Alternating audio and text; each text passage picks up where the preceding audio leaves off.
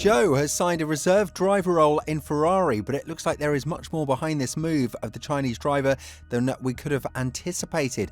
Cadillac, the team that Ferrari will supply with engines and gearboxes in the first years in the sport, is set as the primary target for Zhou in the foreseeable future. And given he ticks all of the boxes that the American team has for their F1 driver lineup, could we really see a reignition of Zhou's career? And more importantly, is he really the driver that Cadillac should go for? It's safe to say that 2024 has been a season to forget for Zhou, mostly because of the poor results he displayed with Sauber, but also because of the fact that he's been totally outperformed by his teammate on every level possible. Even though Zhou stands as the only point scorer for the Swiss team, the overall performance of the Chinese driver was nowhere near comparable to Bottas, even though both of them were at the lowest point of their careers thanks to Sauber's inability to compete. However, a new page has been turned in both of these drivers' books, and it looks like Zhou is now a serious contender for the Cadillac seat from 2026 onwards. A strong suggestion is the fact that he joined Antonio Giovinazzi as the reserve driver in Ferrari, the team that he was actually part of from 2015 to 2018 in their academy. As I mentioned earlier in the video, there are very strong connections between Ferrari and Cadillac due to the engine and gearbox supply, and the fact that Zhou spent 3 seasons driving a Ferrari-powered car could play a huge role in the process of securing a full-time seat in F1. I know what you're thinking right now. The same applies to Bottas, with the fact that the Finn is a 10-time race winner, numerous pole position achiever and podium climber, and a certified competitor at the front when having the right machinery. However, the age is on the side of Zhou, and the American team might be smart to look at the long-term fashion of things rather than the short-term progress of the team, which was stated by Andretti in a very hinting statement. The former F1 champion, who is now the director of Cadillac, has been loud and clear when talking about the drivers' lineup.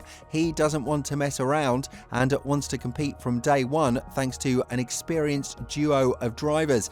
Yes, this makes it a bit contradictory when you think about the fact that Herta was the designated #1 driver for Cadillac before they even entered the sport, but it seems like they're saving him for when the engines are going to kick in as early as 2028.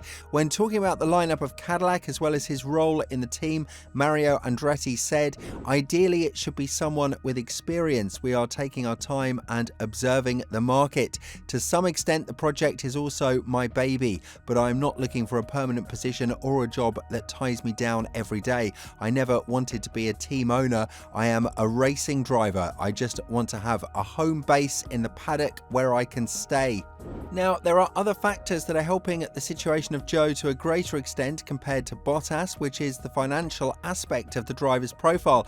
Whether we like it or not, the cruel world of Formula One indirectly dictates that whoever has more money in their bank account or more sponsors behind them will have somewhat of an advantage compared to the one who doesn't. Now, this of course might not seem very fair given the fact that drivers like Bottas might be left behind just because of the money factor, but for a team like Cadillac, who is just breaching through in the sport, this is going to be essentially very important. Plus, it's not like Zhou has no idea how to drive an F1 car. He is one of the rookies who managed to score points in their first race in Formula One, and on top of that, he's been quite competitive in a very poor performing car, scoring 16 points in his first season in the sport.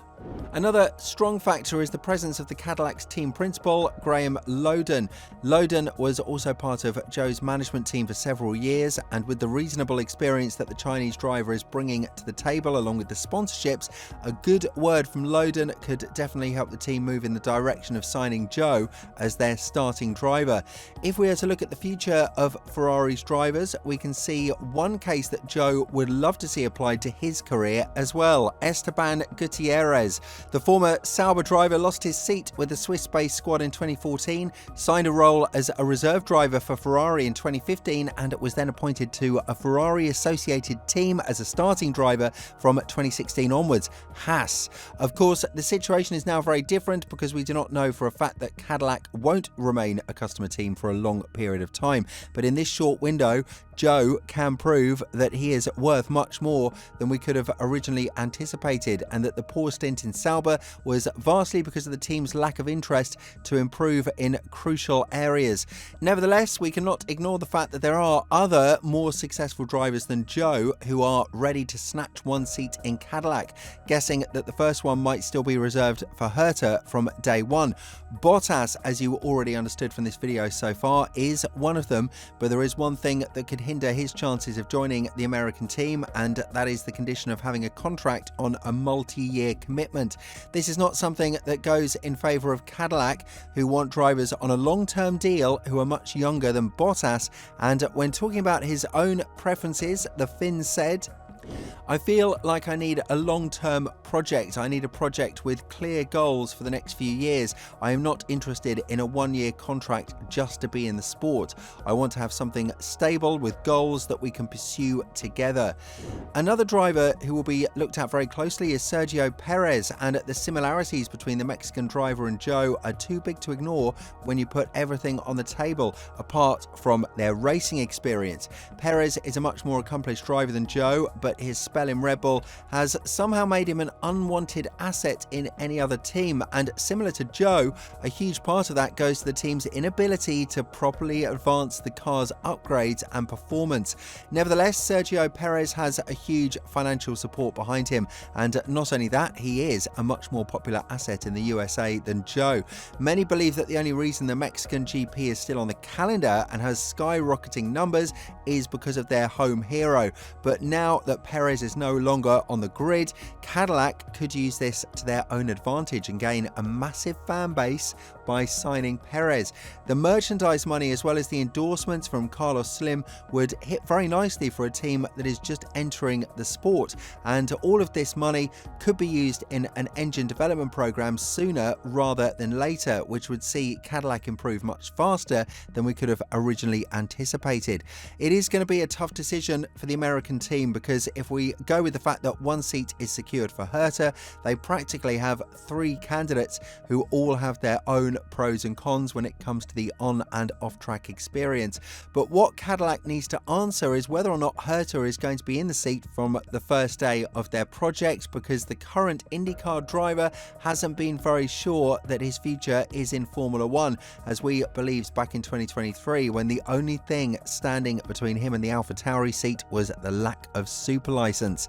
Now, Herta stated that he's not too obsessed about the Formula One seat, and if it happens, it happens, and there is nothing more he can do about it.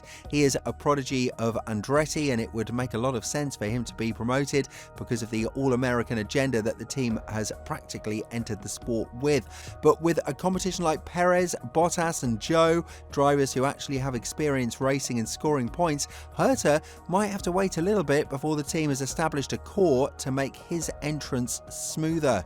With all this in mind, do you think that Zhou has a proper chance of signing a contract with Cadillac? And even more importantly, do you think he would be a better fit compared to Perez and Bottas? Let us know in the comments below, and if you're interested in Russell's sneaky project against Ferrari thanks to Bottas' commitment to Mercedes, make sure to check out the video that's appearing on your screen right now.